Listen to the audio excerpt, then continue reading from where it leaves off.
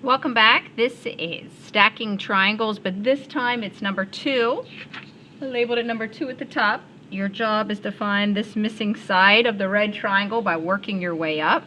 The only thing different about this one is that this one has some radicals along the way, and you can get some decimals.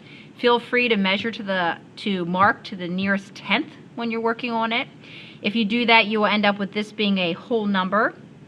Just want to make sure you'd be okay. I'll get you started here. We're going to start with the bottom one again because I have 2 sides.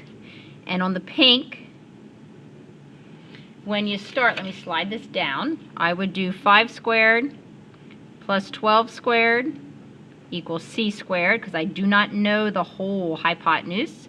That gives me 169 equals c squared, square root. I get c is 13. How we did before, that whole side is 13. I'll subtract 8, which makes this side of the green triangle, one of the legs, 5. I'll work on the blue down here at the bottom. Please note how I am listing it as blue.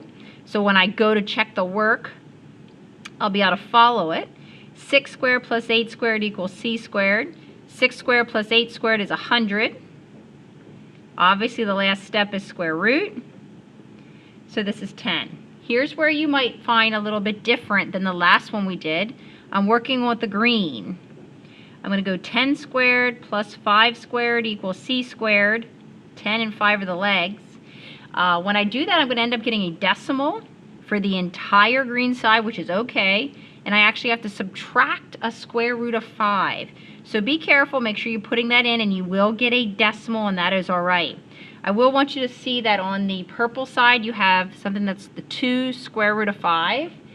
And if you had to square something like that, I want to remind you from Algebra 1 that you make sure you square the 2 and you square the square root of 5. 2 squared is 4. Square root of 5 squared is 5.